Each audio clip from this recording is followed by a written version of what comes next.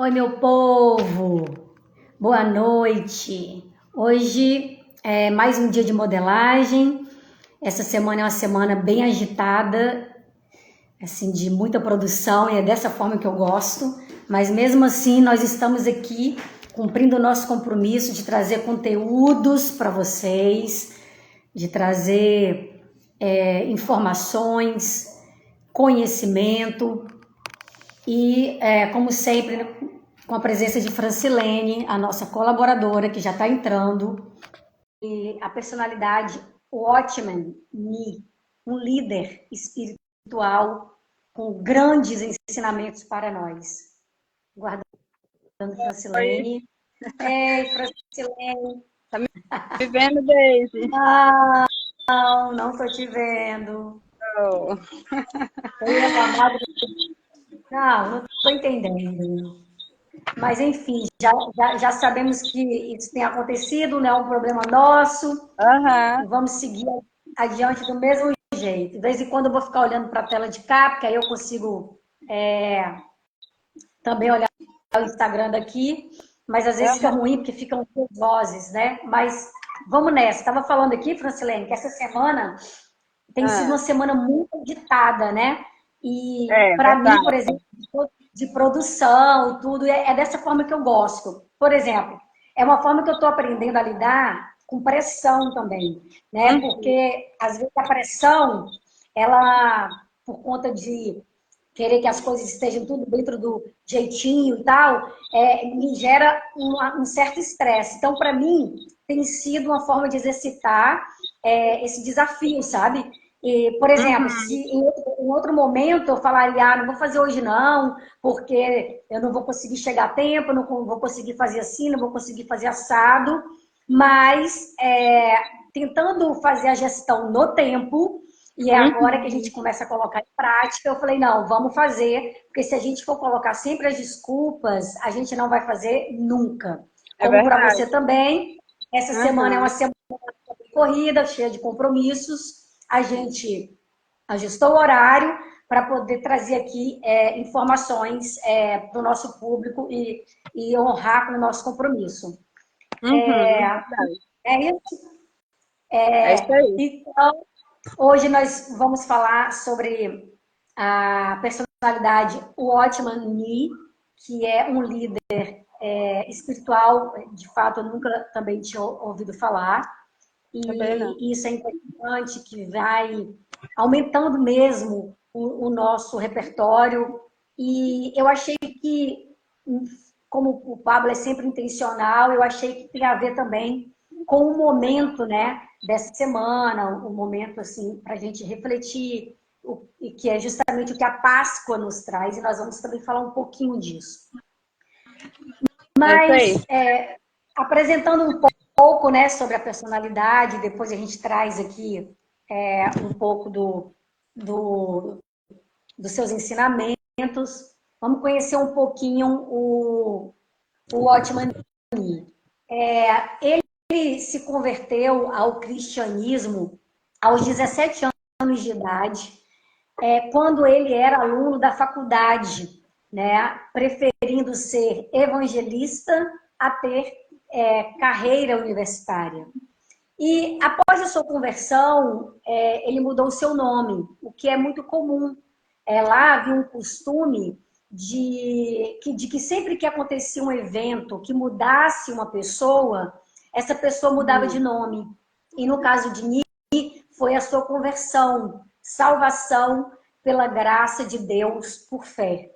E depois ele adotou um novo nome em inglês, que é o Watchman, que significa sentinela, e um nome novo também chinês, que se chama, não sei se eu vou saber falar, mas é Tosheng, o qual significa também alarme de sentinela, porque ele se considerava como uma sentinela levantada para soar um alarme na noite escura. Uhum. Inicialmente, ele se reuniu com a igreja metodista, porém, ele compreendeu que igrejas denominacionais são um erro e não instituídas pela Bíblia. A congregação de Ni, em Xangai, logo cresceu, chegando a ter 3.000 membros, obrigando-o a realizar algumas mudanças. E ele repartiu a igreja em 15 grupos familiares, apelidando-os de pequeno rebanho. Então, cada grupo familiar, centrado no evangelismo, consistia de até 200 membros, e na década de 1940 haviam 470 grupos afiliados à igreja em Xangai. E um dos seus cooperadores mais próximos foi o Itnis Lee. E em 41, com a ocupação de Xangai pelos japoneses, foram impostas restrições sobre os membros da igreja. E as finanças foram então reduzidas, antecipando o que ainda estava por vir. É o que a gente vai saber mais daqui para frente. E ele e seu irmão estabeleceram então uma empresa farmacêutica para ajudar a complementar as necessidades financeiras da igreja. E lá em 1949, o Partido Comunista Chinês derrubou o governo nacionalista e proclamou a República Popular de China. Então, no começo, a igreja ela ficou até esperançosa com o novo governo. Mas, após 2 anos, a situação começou a mudar quando os comunistas revelaram os seus planos de controlar a igreja. E através de seu movimento de reforma da tripla autonomia, o governo visava, então, tornar as igrejas protestantes autogovernadas, autossustentadas e autopropagadas. Ela foi colocada, então, sob a autoridade da Agência de Assuntos Religiosos, a qual pressionou as igrejas a persuadir os missionários a deixarem a China, expurgando do país os imperialistas. E durante esse tempo, os grupos familiares resistiram a se unir à Igreja Cristã Nacional, sob o controle do governo comunista, pois considerada como organização fantoche. Então, milhares de seus membros foram, então, mortos ou feitos prisioneiros. E, frequentemente, infiltrada por informantes comunistas. As igrejas, então, eram forçadas a realizar reuniões para encorajar a autocrítica e a reforma. Os pastores, eles foram acusados de colaboradores das potências estrangeiras e Ni logo foi acusado de liderar um grande sistema secreto que distribuía veneno antirrevolucionário. Em 1952, ele foi preso por confessar publicamente sua fé em Jesus e por sua liderança entre igrejas locais na China comunista. Ele permaneceu preso até a sua morte em 1972. Eu nem era nascida ainda. O efeito do seu ministério de quase 30 anos ainda repercute com motivação espiritual para cristãos de todo o mundo. Ele é considerado um dos maiores líderes e verdadeiros espirituais. Em 1956, ele e outros membros da igreja foram condenados a 15 anos de prisão na primeira prisão municipal de Xangai. Ele deveria ter sido posto em liberdade em 1967, durante a Revolução Cultural. Mas ele teve a sentença ampliada e o governo deu início a outro ataque furioso contra a igreja. Os cultos foram interrompidos e todos os edifícios religiosos deveriam ser secularizados.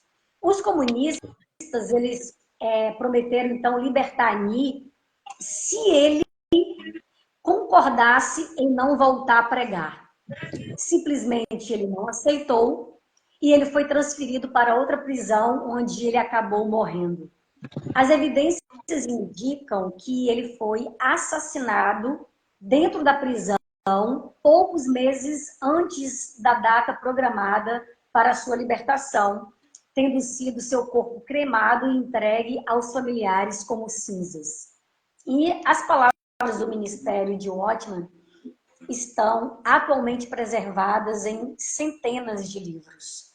Seus escritos foram traduzidos em vários idiomas, inclusive o português, e estão sendo impressos até hoje. Em linhas gerais, abrangem dois aspectos. Um, a espiritualidade cristã, e dois, a organização da igreja cristã.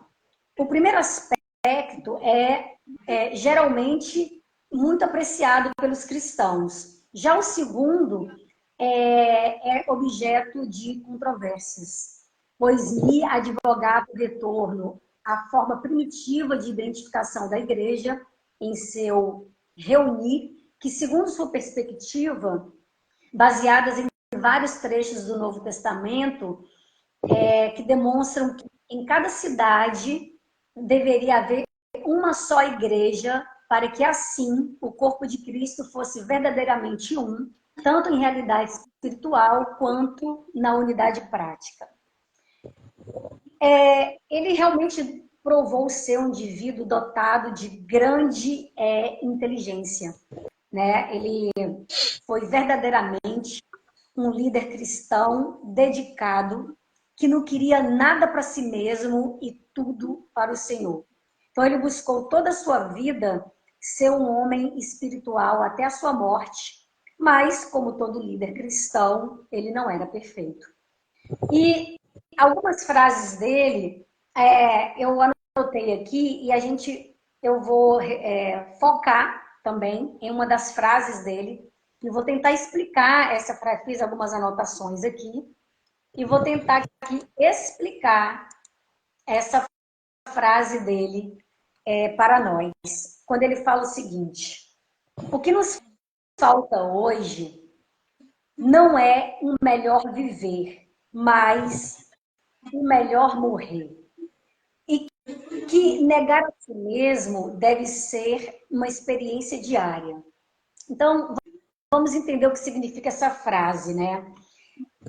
Essa declaração pode parecer até paradoxal à primeira vista, mas ela tem profundas implicações espirituais. Então, o que significa essa frase? O que nos falta hoje não é um melhor viver, mas um melhor morrer. Ele nos enfatiza a importância de negar a si mesmo diariamente. E isso não se trata de um fim físico, mas sim de uma renúncia interior, que significa morrer para os nossos próprios desejos, para o nosso egoísmo, para as nossas ambições. E isso é essencial para uma vida espiritual plena. Um outro significado é o valor espiritual, porque essa frase sugere que o verdadeiro valor não está em buscar uma vida mais confortável ou materialmente rica, embora sim nós mereçamos conforto, mas em abandonar o ego e buscar uma comunhão mais profunda com Deus. Então, o melhor morrer refere-se a essa renúncia interior em favor do espiritual. O outro significado é a ressurreição, porque assim como Jesus morreu na cruz e ressuscitou, nossa experiência espiritual também envolve uma morte para o eu e uma ressurreição em Cristo. O que emerge dessa morte é uma vida espiritual mais plena e significativa.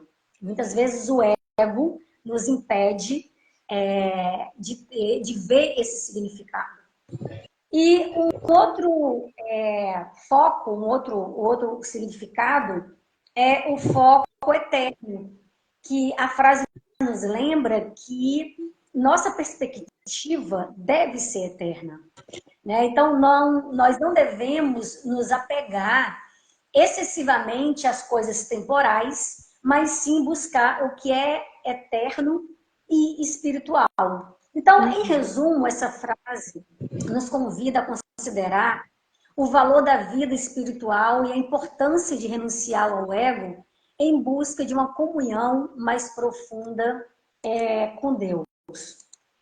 Uma outra frase quando ele fala o seguinte, que a salvação é o irromper da luz divina, né? Então, isso significa o seguinte, que quando essa luz ela se apaga, a perdição então se instala, né? Então, no entanto, Deus ele resplandece nos nossos corações daqueles que estavam perecendo, né?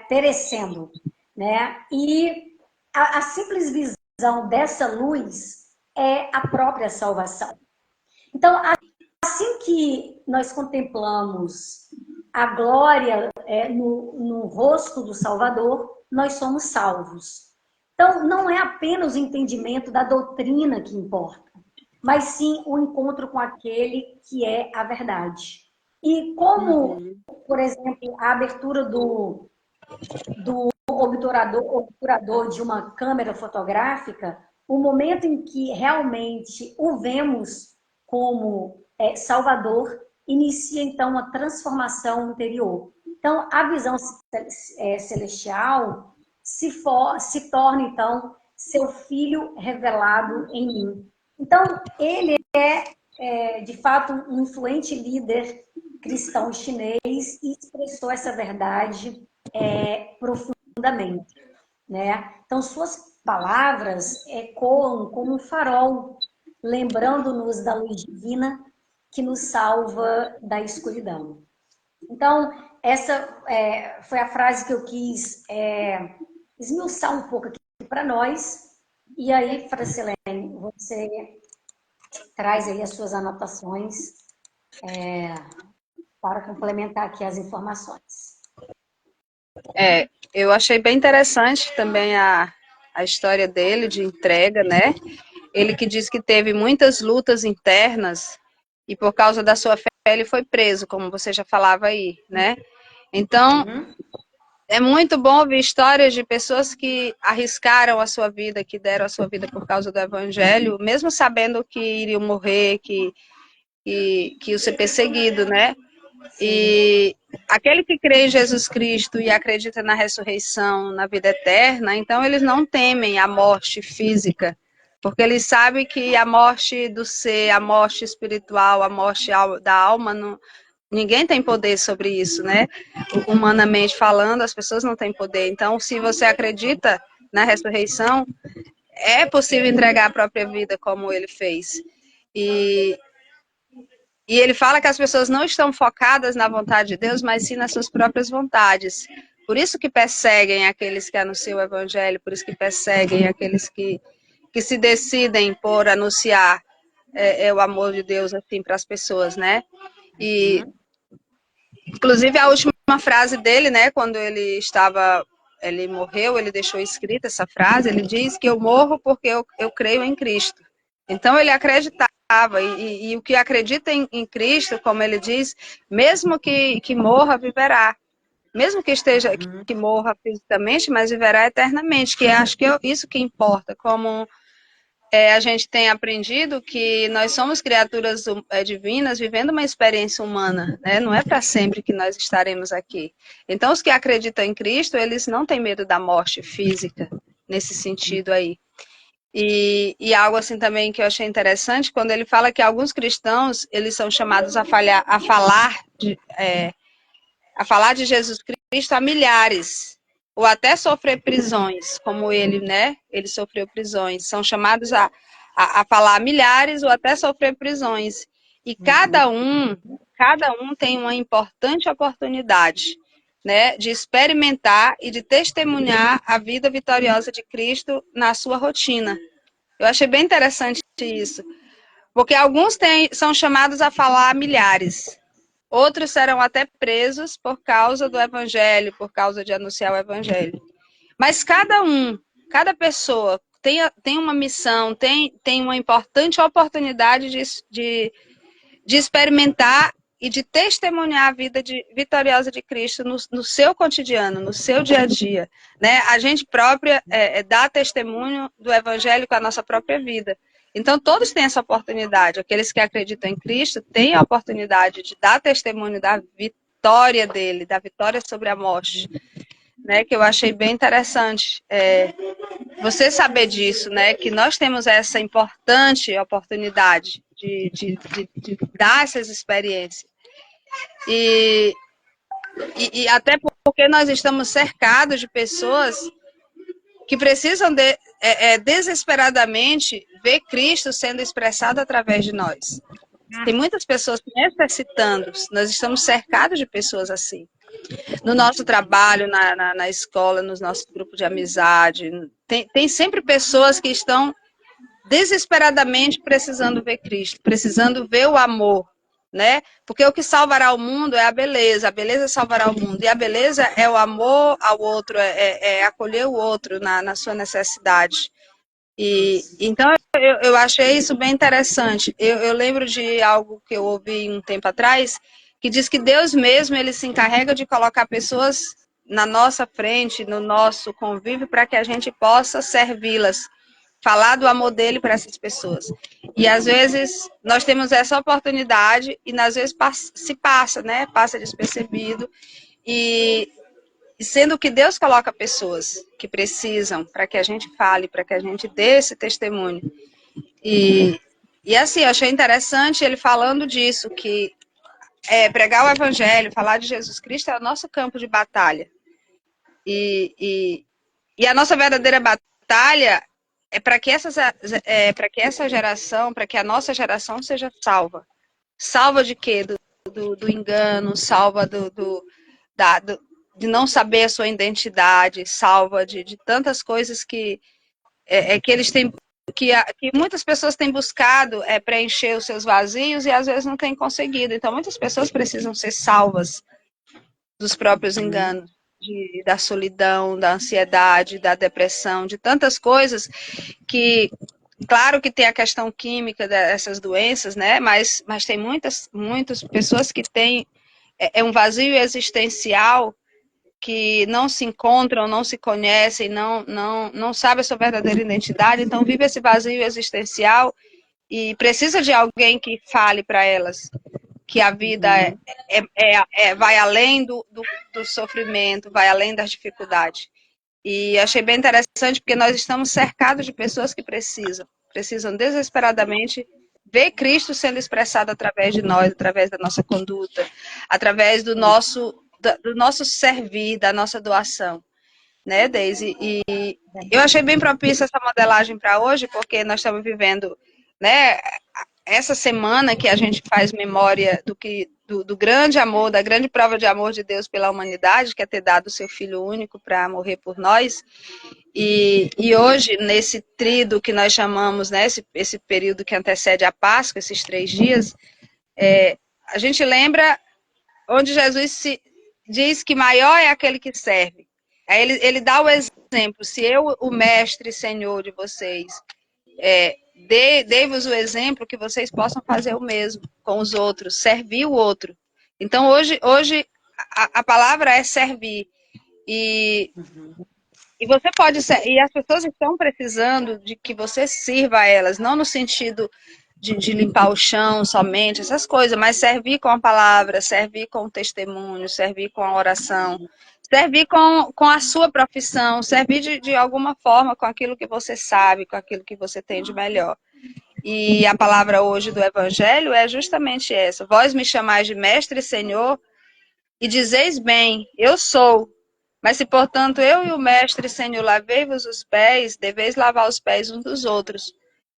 Mas não é no sentido de sair lavando pés às pessoas por aí, mas no sentido de servir os outros que precisam. E já diz na outra passagem que maior é o que serve. Então, se você quiser ser grande na sociedade, se você quiser ser grande em qualquer ambiente que você esteja, que você seja aquele que serve, que mais serve, né? Pode olhar que os grandes cargos, eles são para que as pessoas possam servir mais as pessoas. Às vezes as pessoas não entendem muito bem o porquê que estão em determinados cargos, em determinadas posições. Não é para serem melhores, serem aplaudidos, mas eles têm uma missão muito maior de servir do que quem não tem um cargo tão grande. E se você quiser ser grande, deve servir. Então, eu achei interessante isso, ele dizer que dar testemunho é o nosso campo de batalha para salvar as pessoas da nossa geração. E nós somos chamados a nos encorajar, né? A nos encorajar para que a gente possa salvar outras pessoas. Salvar outras pessoas da morte, não da morte física, porque essa ninguém vai escapar, né? A gente sabe que não.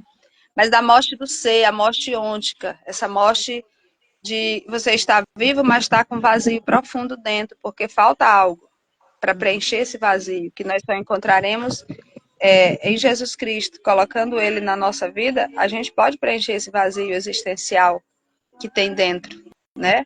O porquê que eu vivo, porquê que eu nasci, quem sou eu, né? Essas perguntas que as pessoas se fazem e não têm resposta, porque não tem o verdadeiro sentido da vida, o porquê, qual o propósito. Então as pessoas vivem com esse vazio existencial. Então eu achei muito interessante essa modelagem para essa quinta-feira, né? Não sei se você quer falar mais alguma coisa, complementar. Vou complementar quando você falou aí que foi muito importante em relação dessa verdadeira identidade, desse vazio existencial. Ele tem uma frase, Francilene, que ele fala que o valor de um homem perante Deus não é determinado pelo julgamento dos outros, ou mesmo pelo próprio homem. E muitas vezes nós temos a nossa autoimagem comprometida justamente porque nós acreditamos ser aquilo que os outros falam de nós. Inclusive as pessoas, né, em quem mais confiamos. E isso quer dizer que o nosso valor, ele é medido pela revelação que recebe de Deus, né? Que a gente recebe de Deus. Então, quando Deus revela a sua verdade, o amor e propósito ao indivíduo, esse conhecimento transcende qualquer avaliação humana. Então, é uma conexão mesmo espiritual que vai muito além das aparências e das opiniões alheias. E nós temos que ativar a nossa identidade justamente porque a gente precisa se ver da forma que Deus nos vê. Então, a gente precisa ter isso muito bem estabelecido para a gente não ficar influenciado ou se afetar pelas opiniões alheias, né? Pelo externo, vamos dizer assim. Se deixar, a gente realmente flutua. Então, o verdadeiro valor de um homem está na sua relação com o divino e na compreensão da sua identidade à luz dessa revelação. Então, é muito importante, porque a gente tem visto mesmo pessoas querendo se preencher, mas buscando lá fora, buscando no outro, e jamais nós vamos encontrar no outro aquilo que só nós podemos nos dar. Tudo que vem do outro é secundário. Às vezes a gente quer buscar o amor para se preencher lá fora, mas a gente nem exercita o auto-amor. Então, a gente está vazio realmente de um monte, né? Então, essa luz, quando ele falou aqui, né, em relação de ser a salvação, que é o irromper da luz divina, que é o que falta ser preenchido em nós, porque nós também não buscamos. Buscamos nas ilusões, buscamos nesse mundo só material, né, Francilene? A gente tem que entender que nós operamos nas 3 esferas, sim. Devemos dar o devido valor para cada uma. E isso é um alinhamento. Mas o problema é quando você tem um desequilíbrio. Né? Então, eu acho que foi bem... essa modelagem realmente, ela caiu muito bem para esse momento da Páscoa, né? Justamente porque essa data ela é reconhecida como um momento de reflexão, né? De manifestar amor a Deus e ao próximo e de praticar os ensinamentos de Cristo. É muito mais do que chocolate, ovo de Páscoa, convívio com a família, né? A Páscoa, na verdade, até mesmo trazendo para a gente aqui como ela é comemorada por nós que somos da doutrina espírita cristã, ela é um pouco diferente de como o católico ou o judeu comemora, mas ela é reconhecida por esse momento de reflexão, porque ela deve acontecer dentro de nós a cada dia de nossas vidas. Então, nós entendemos que a Páscoa é como um exemplo a ser seguido e não como um ritual temporal, né? E a ressurreição de Cristo representa a vitória sobre a morte do corpo físico e anuncia a imortalidade e a sobrevivência do espírito em outra dimensão da vida. Então, nós temos que saber disso, que nós transcendemos a esse corpo, a essa matéria. Então, eu acho que esse momento que ele seja aí para a nossa essa reflexão e que a gente exercite a Páscoa diariamente nas nossas vidas, né? Que também, como ele nos traz, a própria renovação, né, Francilene? É a prática do amor, a caridade, que é fundamentada, inclusive, para a nossa libertação, né? Então, porque nós já sabemos que fora da caridade não há salvação, então significa renascimento, né? E nós sabemos que a transformação vem com a renovação da nossa mente, né? É um momento para amenizar as nossas dores, para compreender a elevação espiritual, né? Então, quando Jesus, ele ao ressuscitar em corpo espiritual, ele exemplificou a continuidade da vida após a morte. Então, de fato, a data nos convida a refletir, né? A buscar a espiritualização e renovar, sobretudo, as nossas atitudes seguindo os ensinamentos de Cristo, né? Precisamos que o nosso coração seja quebrantado, porque com essa resistência orgulhosa do nosso ego, fica muito mais difícil nós recebermos com doçura os ensinamentos de Cristo, né? Então, que nessa Páscoa, os sentimentos de amor, fraternidade, carinho, renasçam dentro de cada um de nós, né? Que a luz de Jesus ilumine os nossos caminhos hoje e sempre. Essa é a minha mensagem final aqui, desse momento, dessa Páscoa, que a gente faça essa reflexão para que a gente viva uma nova pessoa todos os dias, né? Deus não gosta de remendo, né? As coisas precisam se fazer novas. E nós também. Então, essa é a mensagem que eu trago para todos nós. Não se pode pôr remendo novo em pano velho, né? Em roupa velha. Senão o novo vai puxar o velho. Então tem que renovar. E assim, a Páscoa é isso mesmo. É essa passagem da morte para a vida, a morte do ser ali, a angústia, o sofrimento, sair. A Páscoa nos convida a sair da situação de morte em que nós nos encontramos para a liberdade. Assim como aquele povo do Egito saiu da escravidão para a liberdade da terra prometida, em Jesus Cristo nós estamos chamados a sair da escravidão, daquilo que nos escraviza. Quem nos escraviza? Qual é o faraó que nos escraviza hoje? Nós somos chamados a sair. E a Páscoa é isso, é todos os dias, é sair, é ressurgir, é transformar-se em uma pessoa nova, é renovar a mente a cada dia. E apoiados nesse Cristo ressuscitado que deu a vida por nós e continua dando a vida, não foi um acontecimento que ficou no passado. A ressurreição de Jesus Cristo, ela se faz nova todos os dias. Se tem essa data anual em que se prepara e tudo, e se faz os ritos pascais, mas a Páscoa ela se renova todos os dias porque Cristo ele vive para sempre. Com a sua ressurreição ele matou a morte espiritual. Então ninguém morre mais. Aqueles que acreditam em Jesus Cristo não morrem mais, mas têm a vida eterna. Então que possamos viver a vida eterna já aqui nessa terra. Às vezes nós pensamos também, eu vou ter a vida eterna quando eu morrer. Não, já aqui nessa terra nós já podemos viver essa vida eterna, que é a felicidade de estar apoiado em Jesus Cristo, que é a felicidade de poder servir o outro, de poder cumprir o seu propósito. Isso já é a vida eterna, isso já é o reino. Já é o reino de Deus acontecendo na nossa vida, que tem que ser todos os dias. Todos os dias tem pessoas precisando de nós, todos os dias nós podemos ser pessoas nobres que ajudam o outro, que servem o outro. Então, que essa Páscoa possa realmente, de verdade, trazer vida nova para cada um de nós, trazer transformação, e que realmente nós possamos saber quem é que nos escraviza. Nós precisamos saber. Às vezes estamos escravos e não sabemos.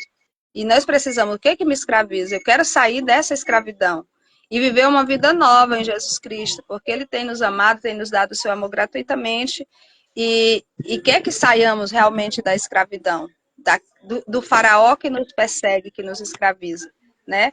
E é isso aí, eu desejo a todos uma semana maravilhosa, que realmente Cristo ressuscitado possa se fazer presente na vida de cada um, na família de cada um, que possamos nos libertar das escravidões que nos prendem, que nos faz sofrer, e que possamos realmente nos apoiar em Jesus Cristo, que está vivo eternamente, está à direita de Deus intercedendo por nós, que possamos acreditar nisso, e que a nossa vida será muito melhor se acreditarmos nesse amor fiel de Deus e experimentarmos. É preciso ter experiência realmente desse amor.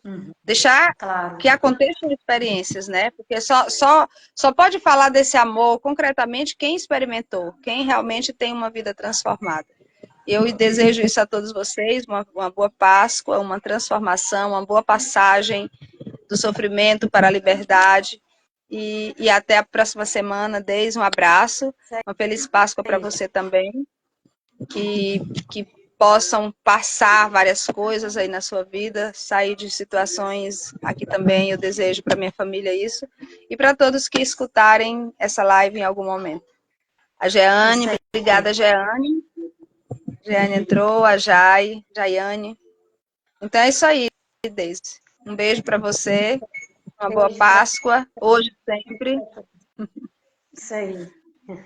Para você e sua família também, Francilene. Até um beijo a todos os presentes. E vamos refletir realmente o verdadeiro sentido da Páscoa. Até a semana que vem, se Deus quiser. Um grande beijo, Francilene. Boa noite. Tchau, gente. Um grande beijo. E a Páscoa, Deise, não é chocolate nem bombons, mas eu fico aqui babando com seus doces aí. Não é só, não né, mas a gente gosta. Hã? Não é só, mas a gente gosta também, não custa nada, né? A Páscoa não é chocolate, não é bombom, não é essas coisas, mas não faz mal nenhum comer um chocolate na Páscoa, porque a data lembra disso, e então eu fico aqui babando realmente com os teus bombons aí. Se fosse mais perto, eu ia pedir um de cada. Quem sabe uma oportunidade de você vindo aqui, né? A gente não faz esse experimento. Então. Tá certo? Tá. Um beijo, gente. Um beijo pra você. Tchau. Tchau. Tchau.